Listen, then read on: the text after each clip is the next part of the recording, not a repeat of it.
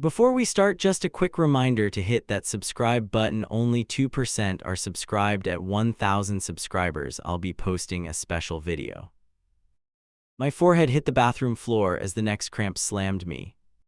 I clawed at the tile, trying to push myself up. My vision narrowed and a stupid thought flashed in. This is how people die on trips they never finish. I am Mia, 27, and that night I believed it. My stomach twisted again, and my legs refused to work. Sweat ran down my neck as my chin scraped along the floor. I honestly thought if I closed my eyes I would not open them. I grabbed the base of the sink and tried to pull myself higher. My hand slipped and my elbow crashed against the cabinet. White pain shot up my arm and I bit my tongue. A sound came out of me that barely counted as human. Lena, I needed Lena. That was my whole plan right then. She was in the other room, getting ready to go out. We were sharing this tiny place in a country that was not home. I had no idea how to get help here without her. I forced air into my lungs and aimed my voice at the door. Lena, it came out like a whisper ripped in half. I swallowed and tried again, tasting blood and something sour. Lena, I need you. My voice cracked on the last word. Music thumped from the other side like it lived in the wall. I heard drawers open and shut, fast and impatient. No answer, just the rustle of clothes and a loud zipper. The world felt huge and she was 3 steps away. I dragged my body closer to the door using my shoulder. Every inch sent another wave of nausea up my throat. My knees would not cooperate, so I used my heels instead. I moved like someone learning how to crawl for the first time. My fingers reached the gap under the door and flattened there. I tapped the wood weakly, nails scraping the bottom edge. Please hear me, the words got lost somewhere between breaths. It felt like I was drowning on dry land. The handle rattled once, then stopped. Why is this locked right now? Her voice came sharp and annoyed. I remembered locking it earlier without thinking, like at home. Now it was a trap I had built with my own hand. Mia, open up, I have to finish my makeup. She knocked again, harder this time, irritated, not worried. I tried to push with my legs and reach the lock. My body refused and I dropped my cheek back to the floor. I can't stand, the words scraped out of my throat. My mouth felt dry and my jaw shook as I spoke. I'm really sick, something is wrong with me. The last sentence broke into little pieces as it left. There was a pause on the other side, just breathing in bass. Then her footsteps moved away and my heart started pounding faster. For a second I thought she had left the apartment entirely. The panic hit harder than any stomach cramp. Footsteps came back and stopped right by the door again. Did you drink on an empty stomach or what? Her voice sounded half irritated and half bored. Like I was a delay, not a problem. I didn't drink, I could barely shape the letters anymore. My teeth chattered though I was burning and shaking. It started this afternoon and now I can't move. Silence answered, thick enough to feel through the door. I heard her sigh, long and dramatic like a performance. Something clinked against the sink out in the main room. Sheesh, every time we travel you freak out over something. The way she stretched the word every felt like a slap. I wanted to argue, list all the times I had held her hair. My chest hurt and I could not waste breath defending myself. Instead I pressed my palm to the floor to push again. The room tilted sideways and my stomach lurched dangerously. Ball rose and I barely managed to turn my head. I heaved until my ribs screamed and my throat burned. There was nothing left to bring up, just air and pain. A thin sound escaped me, and even I hated hearing it. On the other side the music volume dropped, then climbed again. She was adjusting the speaker, not hurrying toward me. I imagined her checking her reflection, smoothing her hair. She had priorities and apparently my body was not on the list. Mia, unlock the door so I can see you. Her voice sounded closer now, right at my ear level. If I could stand, I would not need her help. The thought burned more than my muscles. I can't reach it, my fingertips scraped along the tile uselessly. My shoulder throbbed where I had hit it earlier. It feels like my insides are twisting, I can't feel my legs right. I heard my own words and realized how scared I sounded. She jiggled the handle again like brute force might solve physics. Come on, you're not a child, just get up. The metal squeaked and the noise cut straight through my skull. I squeezed my eyes shut and counted 3 shaky breaths. I think I'm going to pass out, the hallway spun in my head. I clung to consciousness with this stupid focus on counting. One more breath, one more, just keep her talking somehow. If I blacked out alone in there, I did not trust fate. Her phone buzzed out there, vibrating against something hard. She laughed softly the way she did when a text pleased her. Everyone is already at the bar, she called through the door. The word everyone suddenly meant a world I was not in. Another cramp hit and my body curled up without permission. My fingers cramped and I could not straighten them again. My back spasmed and my heel slipped in something wet. I felt like my own body had turned on me mid-trip. Can you at least bring me water? My voice came out shredded. The request felt tiny compared to what I actually needed. I knew I should ask for an ambulance or some doctor. I was afraid she would laugh and tell that story later. She hesitated and the music dropped low again, almost respectful. Then cupboards opened and a glass clinked, loud and casual. Part of me relaxed at the proof she was doing something. Another part braced, waiting for the price she would name. I'll leave a bottle outside the door for you. Her steps moved away again, lighter now, already halfway gone. This is probably food poisoning, it will pass if you rest. She sounded like she was reading a line from a script. I'm scared, the words came before I decided to say them. They just slipped out raw and small and ugly. I don't know how bad this is, I really think something is wrong. My voice climbed higher until it almost cracked completely. She came back and knocked once with her knuckles, sharp and annoyed. I booked this night weeks ago, I am not missing it. Her keys jingled as she waved them around, like proof of commitment. She cared more about a reservation than the girl on the floor. If you still feel awful in a couple hours, I'll come back early. She was already making deals with an imaginary future version of me. One who had survived the next couple of hours alone. I realized she was betting my body against a party. I tried one last time to pull myself upright toward the lock. My arms shook so hard I thought the bones would snap. Dark spots crowded my vision and my ears rang loudly. I dropped back down and the tile met my cheek again. Please do not leave me like this, my words slurred at the edges. I hated how needy they sounded, but I had no pride left. I don't even know the hospital here, I don't know where anything is. The helplessness echoed off the walls and bounced back into me. Her hand rested on the other side of the door, I could hear the faint rub. For a second I pictured her changing her mind, sitting down outside. Maybe calling a cab, maybe calling anyone who knew what to do. That second stretched long enough for hope to hurt. Then the music jumped louder and her keys clinked again. Text me if you unlock it or if it gets really bad. Her voice sounded further away with every word she threw back. Like she was already halfway down a hallway I could not see. The front door opened with a quick confident motion, then slammed shut. The whole place shook for a heartbeat and then settled. I was alone on the bathroom floor in a country that did not know my name. I lay there listening to my own ragged breathing and wondered how long I had before my body made a final decision. Our first argument hit before we even left the airport. Lena yanked her suitcase away from me and cut through a crowd. Come on, you walk like a field trip chaperone, she waved me forward. My boarding pass almost slipped from my hand while I tried to keep up. I laughed that off then, which is embarrassing to admit now. Outside, she was already on her phone hunting for nightlife. Not directions to our place, not how to reach emergency services here.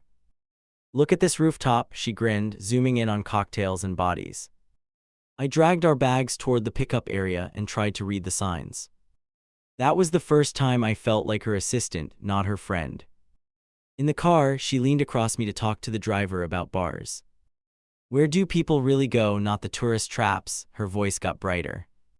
I sat there with my seatbelt twisted wrong, clutching our reservation printout. She never asked if I was tired from the flight or needed to rest.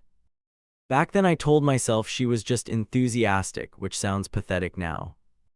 We dropped our bags at the rental and she spun toward the door. Change fast, I booked a table for tonight prime time. I stared at my swollen feet and the clock on my phone.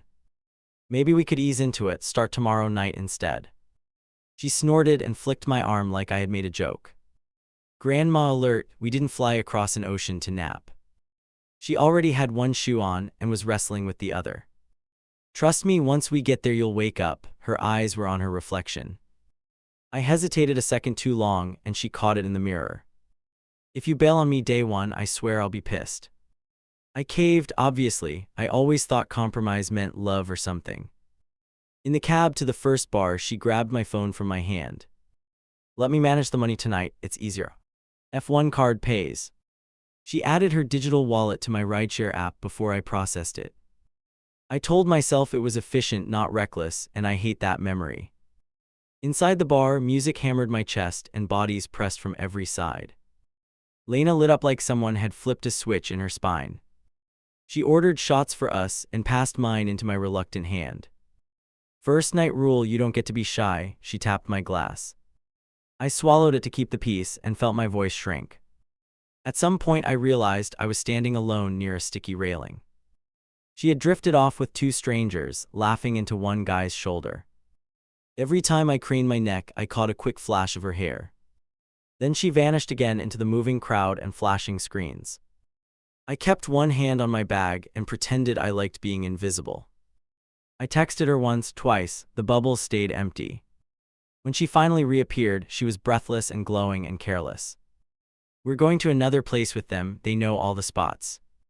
Her arm hooked through mine and she started steering me toward the exit. My gut tightened, not from sickness yet, just from something louder. Outside, I stood my ground for the first time that trip. I don't want to follow random guys around a city I don't know. She rolled her eyes so hard I almost heard it. "They're locals, this is how you get real experiences, Mia." The way she stressed real made me feel small and stupid. One of the guys shrugged and checked his watch, clearly impatient. "Look, you can go home if you want, we'll text you later." Lena gave him a quick smile that looked like a promise. Then she turned that same face on me, softer but not nicer. "If you leave, don't guilt trip me tomorrow, that's not fair." I stood there at the corner with my brain in two pieces. One half wanted a bed, a shower, some basic safety. The other half hated the idea of being the boring friend. So I pushed my fear down and nodded like I agreed. That was the first time I chose her approval over my own instincts. The second bar was even more crowded and chaotic and confusing. Lena slipped deeper into the room with our new friends around her. I kept checking my pockets, my phone, my bag, my mind. Every time I reached out to tap her shoulder, she had shifted again. I started counting exits in my head, which should have told me something. When the bill arrived, she waved the server straight to me. "Put it on the card, I'll Venmo you tomorrow, no stress." The total made my stomach jolt harder than the alcohol. I hesitated with my hand on the screen, and she noticed instantly. "You knew this wouldn't be cheap, don't get weird now." We stumbled back to the rental much later than planned. She kicked off her shoes, laughed, dropped face first on her bed. "That was incredible, we're doing something wild every night." I sat on my mattress and watched the ceiling tilt slowly. A dull ache started under my ribs, but I blamed the drinks. Morning hit like a slap and my phone alarm screamed alone. We had tickets for a tour I was actually excited about. I sat up dizzy and checked the time twice in disbelief. "Hey, we have to go, we are late already." I reached for her shoulder. She groaned and buried her face deeper into the pillow. "Cancel it, I am not moving before noon." Her voice came out rough. "We can see that stuff another day, this is vacation." I stared at the confirmation email on my screen and did the math. Refund window gone, schedule shot, plan wrecked in 2 sentences. She rolled over and grabbed my blanket like it was owed. I stood by the window, staring at nothing, trying not to explode. I wanted to shake her awake and force her into clothes. Instead, I opened my banking app and watched the previous night's charges. The number sat there like a bruise I could not look away from. My heart climbed into my throat, but my mouth stayed shut. When she finally dragged herself up, it was close to lunchtime. She stretched, checked her reflection, then grabbed my phone off the table. "Let's see what people are posting, did you tag me anywhere?" She scrolled through photos of herself from the night before. I wasn't in a single one, and that stung more than I expected. "Why are you sulking? Yesterday was amazing." She flicked my shoulder lightly. I told her about the missed tour, the lost money, the wasted morning. She shrugged, took a long drink from a bottle on the counter. "We'll do something else, stop counting every dollar, it's depressing." Her tone turned the word depressing into something childish and ugly.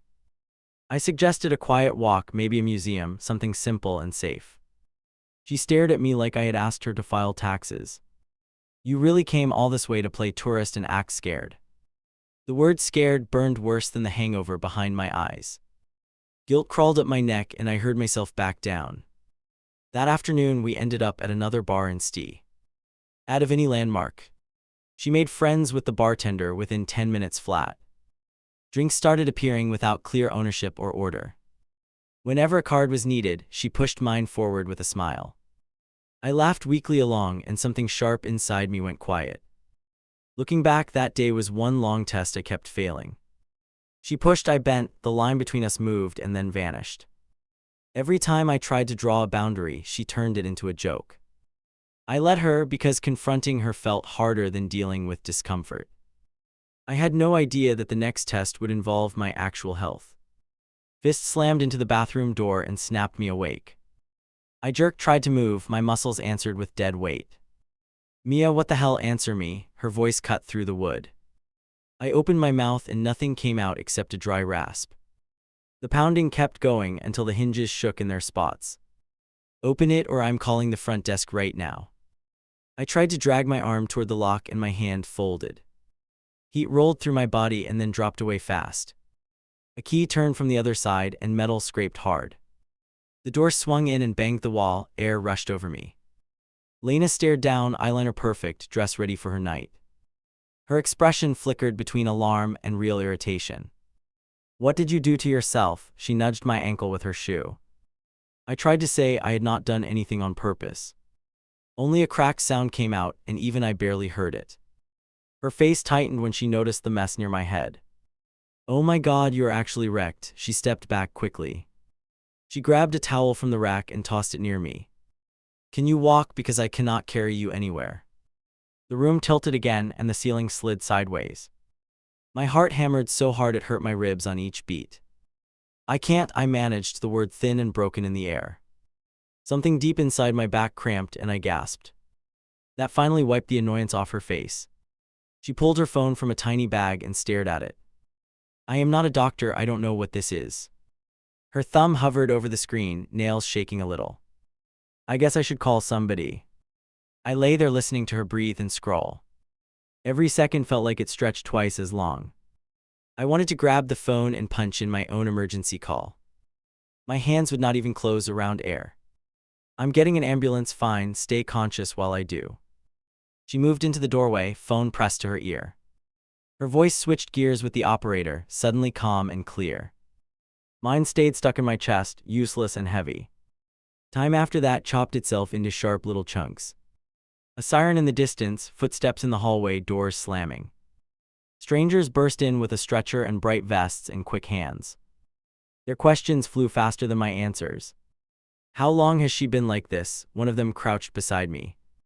Lena answered before I could even blink in his direction. She started feeling weird earlier, now she won't stand up. Her summary made my terror sound like a minor glitch. Cold plastic pressed under my tongue while someone checked my pulse. Another wrapped a cuff around my arm that squeezed hard. Fever is high, pulse racing, blood pressure low. The words floated above me like headlines I could not dodge. They lifted me onto the stretcher and my stomach lurched again. I stared at the ceiling while they strapped me in tight. For a second I saw Lena's face leaning over mine. She looked more annoyed than frightened. I have to ride with her, I'm her contact here. I heard her insist that and felt a faint jolt of relief. A second later she muttered about her reservation under her breath. The mix made my head spin worse than the dehydration. They rushed me through the hallway, wheels rattling under me. The air changed as we hit the outside and cooler air hit my skin. Someone raised the stretcher and slid it into the ambulance. Lena climbed in after them, frowning at her notifications. The door slammed and the world narrowed to engine noise. One paramedic adjusted the line in my arm and watched the monitor. Lena sat near my feet tapping her leg, phone glowing in her hand. Is this going to take hours? She asked, not whispering at all. The paramedic met her eyes for a long hard second. She's pretty sick, we move as fast as we can. His tone made even me feel scolded, and I could barely focus. Lena looked away and started typing again. I drifted in and out while the vehicle rocked under us. Every time I surfaced, I caught little scraps of conversation. Severe dehydration, possible infection, labs as soon as we arrive. The words did not fully land, but they left a cold trace. We rolled into the hospital entrance and doors flew open. Bright noise crashed over me, clipped commands, quick steps, squeaking wheels. They parked the stretcher in a narrow space and raised the rye. LS. Lena hovered near the foot, arms folded tight across her chest. A nurse pushed a clipboard at her and pointed at the forms. I need her details, insurance, emergency contact if she has one. Lena dug into my bag without even asking me first. I watched her pull out my wallet like it already belonged to her. My mouth was too dry to protest, my tongue felt swollen. She flipped through my cards and passed what the nurse requested. Her fingers lingered on my debit card a beat longer than necessary. Then she slipped the wallet into her own purse in one smooth motion. I tried to lift my head, the room spun sideways again. Keep her flat for now, we don't want her falling. They adjusted the bed and taped another line to my arm. Cold fluid slid into my veins and I shivered hard. Can my friend stay? I whispered, each word a separate effort. The nurse glanced at Lena, then at the crowded hallway. She can wait in the lobby while we run tests. Lena checked the time on her screen and made a face. I will come back once you know what's going on. She stepped closer and touched my foot through the blanket. You're getting actual care now, I can't do anything else. Her eyes already looked past me toward the exit. I wanted to beg her not to leave me there alone. The words got tangled with the oxygen tube at my nose. Every breath scraped a little, but at least it stayed steady. She squeezed my foot once more and then turned away. The bed jerked as they pushed me into another room. Machines beeped on and off, tracking things I could not see. Someone wrapped something around my finger and checked another screen. Try to relax, we have you, the nurse murmured. Blood draws, more questions, another bag of fluid hung above me. At some point, a doctor leaned over with a focused stare. You got hit hard by some infection and lost a lot of fluid. He spoke slowly so I could follow each word. Your kidneys look stressed, but we caught this in time. That sentence sat on my chest heavier than all the tubes. I nodded, or thought I did, my neck felt like stone. He told me they would admit me overnight and walked away. When I woke again, the room had gone quieter around me. No Lena near the door, no familiar bag on the chair. Just the flimsy blanket, the wristband, the steady pulse on the monitor. An empty plastic chair waited beside the bed like an accusation. Panic hit faster than any fever spike I had felt before. I patted the sheets, then the rails, then the small tray. No phone, no purse, no card, nothing that actually belonged to me. It felt like someone had erased my life while I slept. A nurse appeared with a chart and a practiced smile. You're awake, that is good, how are you feeling? Where is my stuff? Came out before anything about pain. My voice sounded rough and thin but very clear. She frowned and checked the cabinet near the bed. Your friend brought you in, she took your handbag with her. The words landed like a punch right under my ribs. She said she would be back after checking into something. I stared at her, trying to process that twisted logic. She took everything, even my phone, and then left. The nurse shrugged, not cruel, just tired and honest. That is what happened, do you want to call someone? I nodded and she placed a landline receiver in my hand. The plastic feel of it was almost unfamiliar after only 2 days. My fingers shook as I punched in Lena's number from memory. It rang so many times I thought it would cut off. Music blasted through the speaker when she finally picked up. Hey, you alive? She shouted, laughter spilling behind her. I clenched my jaw and tried to keep my voice level. Where are you? I am in a hospital bed alone. Relax, they said you were stable, I checked before I left. She sounded offended that I did not thank her immediately. I took your bag so nobody would steal your things there. I stared at the ceiling and felt something harden inside me. I need my phone, my card, clothes, anything. The desperation crept back into my throat before I could stop it. Can you come back tonight and bring my stuff here? The silence on her end felt louder than the monitor. I am kind of in the middle of something right now. There was a cheer behind her, glasses clinking, someone yelling her name. I will swing by tomorrow, first thing, you are safe there. She dragged out the word tomorrow like that solved everything. I pressed the receiver tighter to my ear, hand trembling. You left me in a country I don't know with strangers. My voice shook, but the words landed heavy in my own ears. For once, she did not have an instant joke ready. You're being intense, the doctors have you, I had one night planned. She sounded almost annoyed, like I had ruined a birthday surprise. We'll sort everything out when you get discharged, okay? Then she added softer, don't make me feel like a monster. Before I could answer, line clicked and went dead. I stared at the phone like it might explain what just happened. The nurse took it gently from my hand and set it aside. I lay there with the IV dripping and realized I was safer with complete strangers than with the person I had trusted enough to share that trip. The door banged open before I hit the call button. Lena swept into the room like she owned it, tossing her bag on the chair. You would not believe the subway here, I almost turned around. I pushed myself higher on the pillow, and every muscle complained. Where's my stuff? The question came out sharper than I planned. She blinked at me, then unzipped her purse with a shrug. Nice to see you too, by the way, you look better. My phone and wallet appeared in her hand like party tricks. She set them on the tray, then started scrolling through her own screen. I went for my phone so fast my IV line tugged. The battery icon flashed low, but the lock screen overflowed. Rows of alerts stacked over each other like a digital migraine. Bank notifications, social media, texts from our group chat at home. My thumb shook as I unlocked it and opened the banking app. I already knew I would not like what I saw. The transaction list loaded and my throat tightened. Charge after charge marched down the screen from last night. Clubs I had never stepped inside, rides I never took, stores I never saw. All time stamped after I was admitted to that hospital bed. My palm went sweaty against the plastic case. You used my card while I was hooked to machines. I did not raise my voice, which made it worse somehow. She glanced up, then back down at her own screen. I covered some things you would have paid anyway. Her foot bounced against the chair, restless, impatient. Some things, I repeated, watching another page of charges appear. There was a bottle service total that made my chest go tight. Another club, then another, then some high-end store downtown. That is not some, that is my rent back home. My voice cracked on the last word, and I hated that. She tossed her hair back and leaned farther into the chair. You always act like money is this tragic story. Her tone went light, but her jaw worked as she spoke. We were on vacation, I kept the night going for everyone. She said everyone like they had all pitched in equally. I opened my social app before I said something nuclear. Her stories popped up first naturally, because of course they did.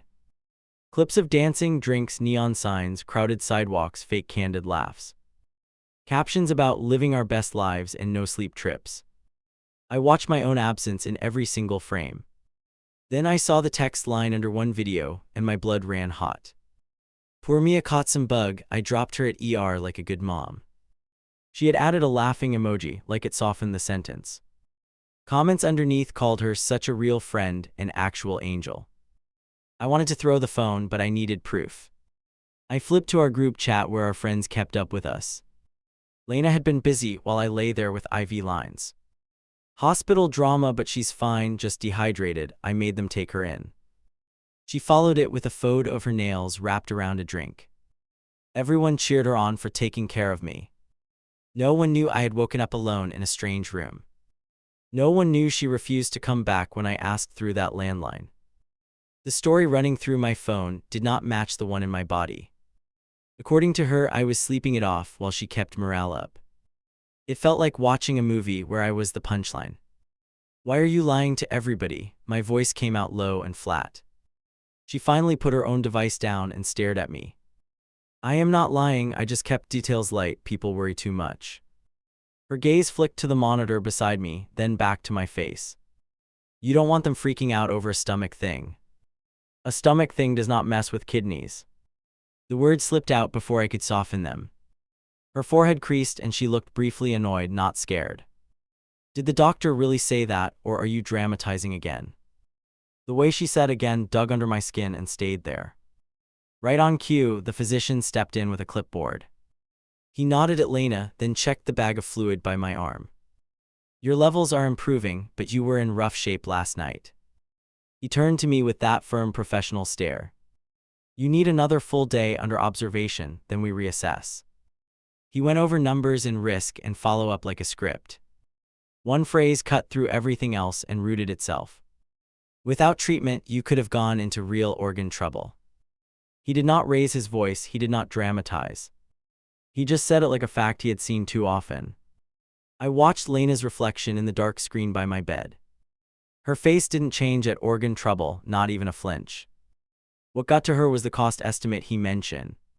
And afterward, your insurance covers most, there will still be a copay and tests. Her eyes widened just enough at the word copay. After he left, the room felt tight and too quiet. She blew out a long breath and leaned her head back. Okay, that was intense, but you are officially not dying. Her hand slid toward my wallet on the tray like it lived there. I moved it first, shoving it under the blanket beside my leg. She noticed, of course she noticed, her eyes snapped to my hand. You think I'm stealing from you now? There was this hurt laugh. I thought about the list of charges still burned into my brain. I think you treated my account like a group fund last night. The air between us felt heavier than any blanket. She swung her feet down and stood up too fast. You are seriously going to interrogate me from a hospital bed? Her arms crossed tight and her shoulders climbed toward her ears. I got you help, stayed with you in the ambulance, brought your stuff back. She ticked each point off like a lawyer building a case. You also left me here with nothing while you bar hopped. The words came out cleaner than I expected, like I had practiced. I begged you on the phone to return with my things. My fingers dug into the sheet, knuckles pale, pulse loud. That is not what care looks like, no matter how you phrase it. She rolled her eyes, but there was a flicker of something unsure. You always rewrite history to make yourself the victim. Her voice thinned, sharper now, pushed by some old pattern. If I had stayed, you would complain I hovered and ruined your privacy. It was a neat little logic trap she probably believed. I stared at her for a long second and felt something break. Not loud, not dramatic, just a quiet internal snap. Up until then, I kept defending her to myself, even in that bed. In that moment, I stopped pretending we were on the same side. I knew I would remember that tiny click forever. The nurse came in with another medication and glanced between us. Everything okay here? She asked while checking the line on my arm. Yeah, we're great, Lena answered, forcing a bright smile. The nurse's eyes lingered on my face, catching the damp corners. She adjusted the drip and left without saying more. As soon as the door shut, Lena grabbed her jacket from the chair. I need real food and a shower, this place is messing with my head. She brushed invisible dust from her sleeve and avoided my eyes. I will come by later before visiting hours end, cool. The word cool dropped between us like it did not belong. Leave my card and phone here, I said, not asking this time. Her hand froze halfway to her purse, fingers curled around the strap. She hesitated just long enough to answer my biggest question. Then she slowly pulled my debit card from her wallet and set it down. The gesture looked small, but it screamed in my chest. She placed my phone beside it and stepped back. You really don't trust me after everything I did for you. Her chin lifted as if she expected me to argue with that. I stared at the growing stack of medical bracelets on my wrist. Right now I trust the nurse more than you, I said. Her face flattened and something cold slid over her features. Wow, she muttered, grabbing her own bag and heading for the door. You're going to regret talking to me like that when this is over. She didn't wait for a reply, just walked out with quick steps. The latch clicked and the room fell into that humming hospital quiet again. I unlocked my phone with both hands shaking. First thing I did was screenshot every single charge on my account. Then I saved her posts, her captions, the chat where she played hero. Each image felt like a tiny insurance policy I wished I did not need. I knew I was collecting more than proof, I was collecting a verdict. The hospital clerk slid the bill toward me and tapped the total. My stomach dipped harder than it had during the whole illness. Even with insurance, the number looked unreal, like it belonged to someone richer. I gripped the edge of the counter because my legs suddenly felt doubtful. I opened my banking app right there, hands still bandaged. The balance blinked back at me, thin and pathetic after those nights. Every charge Lena had run ran through my head like a fast slideshow. I realized I could not pay everything and still keep my life standing. "Can I talk to billing about a plan?" I asked, voice low. The clerk nodded like she had heard that 100 times today. While she made copies, I dialed my bank with fingers that kept slipping. I knew this was about money, but it felt like it was about respect. I walked the agent through the timeline, step by shaky step. Hospital admission time, my phone taken, my card in someone else's hands. They flagged the late-night charges as disputed and locked my card. I watched that little frozen icon appear and felt something inside me thaw. By the Tim. Yeah, I reached the rental again, my body ached everywhere.